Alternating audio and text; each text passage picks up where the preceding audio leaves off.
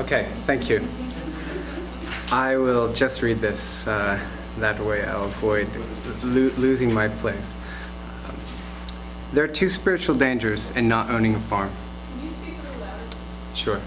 There are two spiritual dangers in not owning a farm.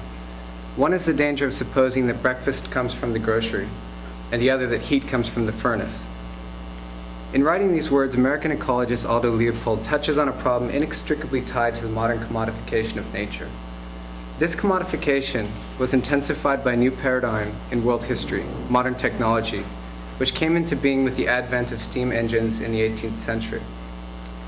My concern here is not the historical development of this technology, but the philosophical question of how this modern pattern encourages us to relate to reality.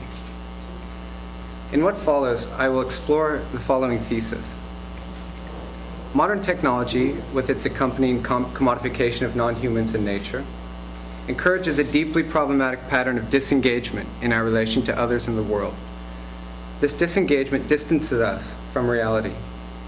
A central aspect of this distancing is the mystification of sources of value, a mystification that is facilitated by overly smooth interfaces between ourselves and technologically delivered commodities. When sources of value are mystified, we are disburdened from the claims of things, others, and places. This thwarts the development of proper ethical concern, while also threatening place-based conceptions of self and community, which are vitally important to any plausible environmental ethic. Let me begin by highlighting some general features of modern technology in relation to commodification. Modern technology enables the extension of human powers to subdue and manipulate nature and natural processes. The aspiration to increase human powers is not itself new. In a sense, it is an ancient aspiration.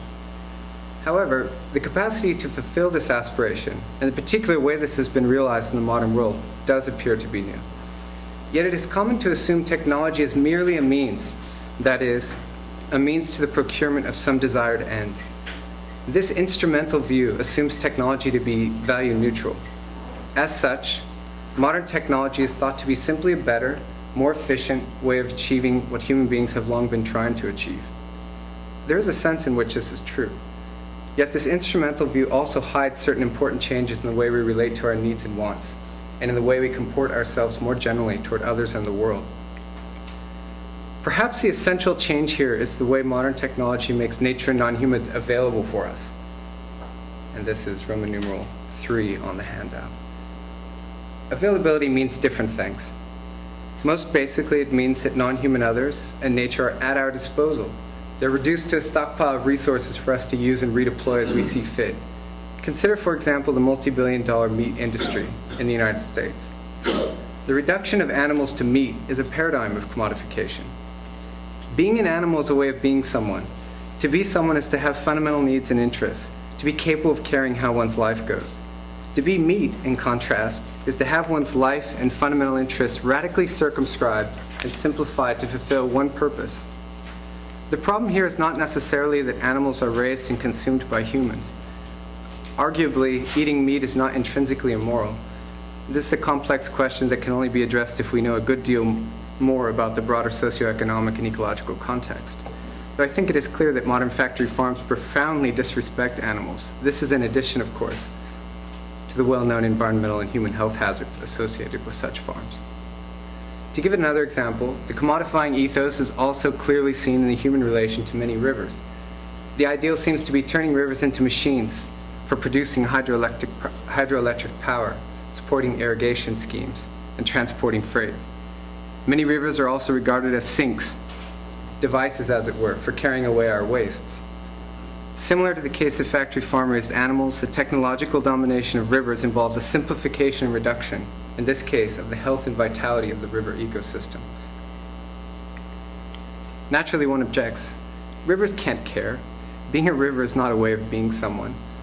True, there are differences between the two cases, but we can still make sense of healthy functioning ecosystems. Therefore, it seems appropriate to speak of a river as a potential object, in quotes, of respect and ethical regard. Another key aspect of making nature available is evident in changing attitudes about the meaning of work. Modern technology promises the deliverance, for some at least, from toil and the burdens of necessary production. As such, life under the modern regime is generally thought to be easier, more comfortable, freer. Our enthusiasm for labor-saving devices could be taken as a confirmation of a long-standing prejudice. Aristotle, for example, excluded farmers, among others, from citizenship in the polis. Farmers lacked the leisure necessary to develop virtue and engage in political action.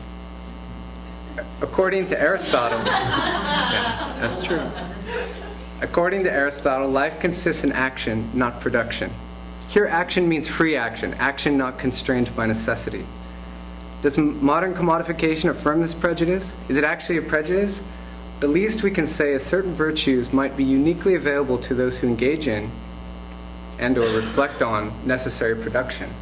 Historically, at least, such individuals were not likely to forget our needy, dependent, and fragile status in this world.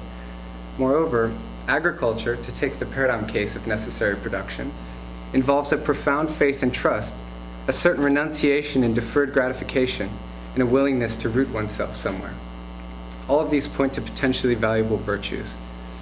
Whether modern agriculture can still embody these virtues, I consider later. In stark contrast to faith and trust in the non-human and to respect for that on which we depend, modern technology enables us to inhabit a pervasively human world.